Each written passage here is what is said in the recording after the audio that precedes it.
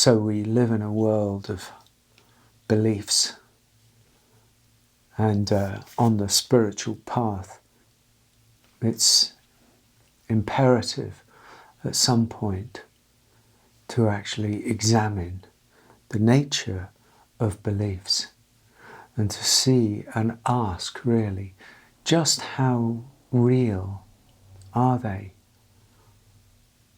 And there are two roads there, right? Because if we see or believe that our beliefs are real, then they're going to become our reality, and that's the funnel we go through. So it's like the question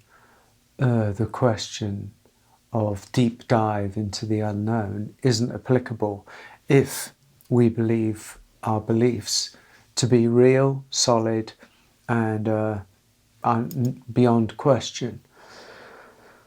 However, on the other side of things, if we look at our beliefs and we begin to see what they're built on, you know, what the foundations of those beliefs are, then it opens us up to a deep inquiry, a really deep inquiry, because in many ways, you know, they take us deeper, right? They take us into the unknown, into us seeing that our beliefs in many ways are constructs, and some of them are, our beliefs are at least influenced, at least kind of suggested, at least kind of the ground of them has been influenced by other people, culture, religion, parents, experience. And at the most extreme, you know, you go kind of deeper and see, well, some of these beliefs are just made up, really, aren't they? They're just fabrications. They're just illusions. Belief as illusion. On the ultimate level of reality, as you go deeper and deeper, and I can speak from personal experience here, that actually some of the beliefs that I based my actions on, I based my life on, I based my judgment on, I based, you know, the way I moved around in the world on, were almost entirely made up, were not real. They changed. And if they changed, it makes them not real.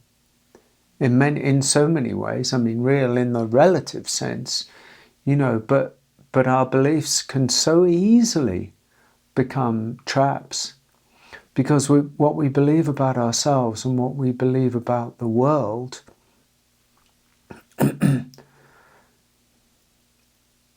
can get us in all sorts of bother, right?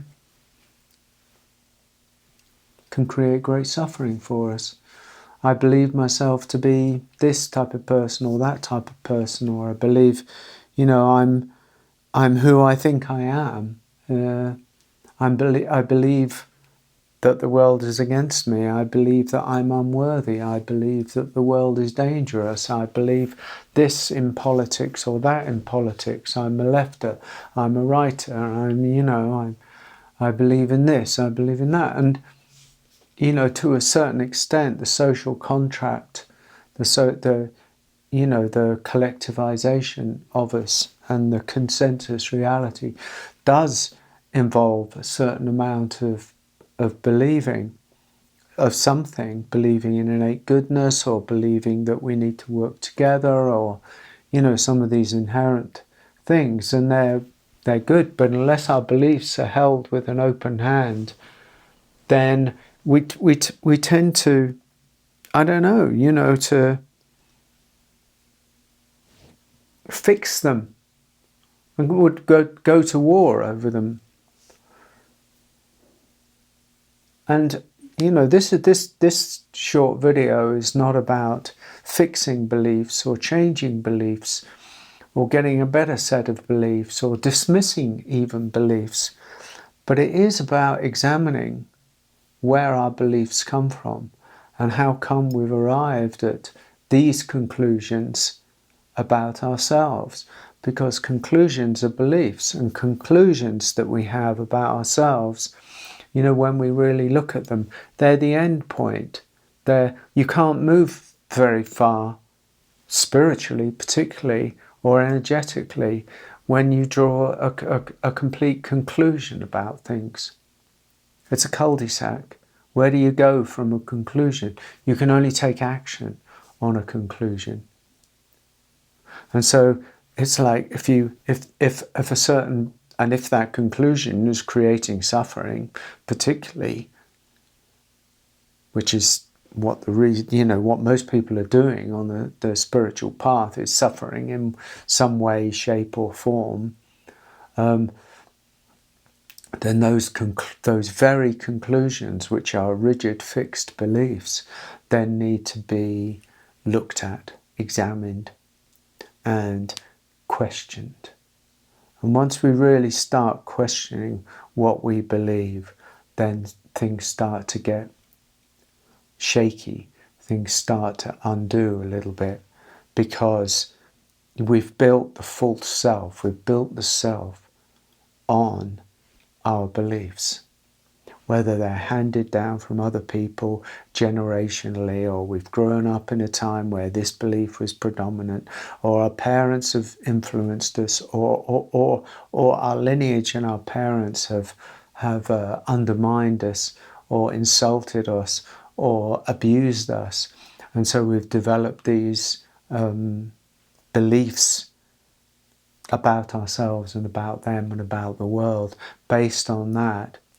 Even though they seem so rigid and so true, there's still, there's a freedom in examining whether we want to be defined by the beliefs that we've inherited. And at first it can feel shaky, and of course it can, because when we rock the foundations of who we think we are, well, then things start to get a little bit shaky, and then emotions and deeper emotions and maybe deeper fear and a deeper existential void can open up. But inside there is the juice. Inside there is the truth that actually we don't know. I don't know why we're so scared of facing the I don't know.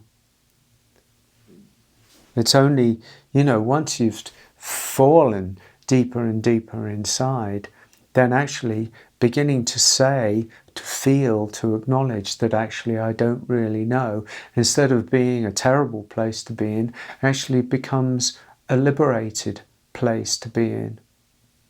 Because then you've got space, then you've got room, then you've got openness, then you've got willingness, then you can start to see with a deeper equanimity.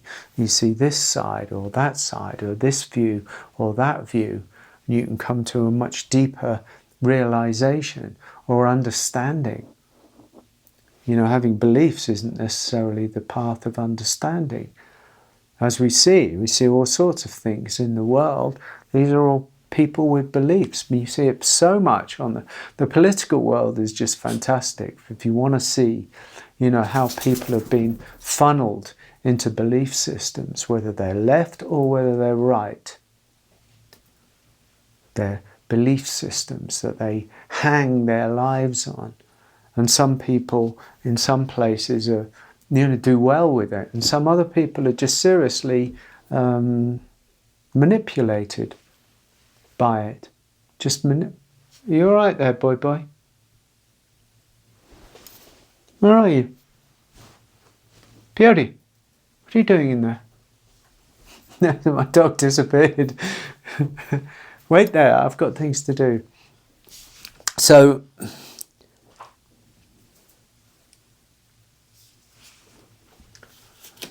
it's the invitation to dig in really deeper and deeper, to examine on ever deeper levels from the unknown, from a willingness to kind of say, I seem to believe in this. You get underneath it, worthiness, unworthiness.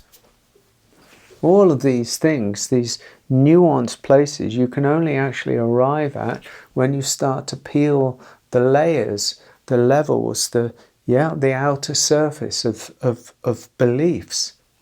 And if you're not prepared to go there, then there's a stuckness. You kind of end up stuck somewhere.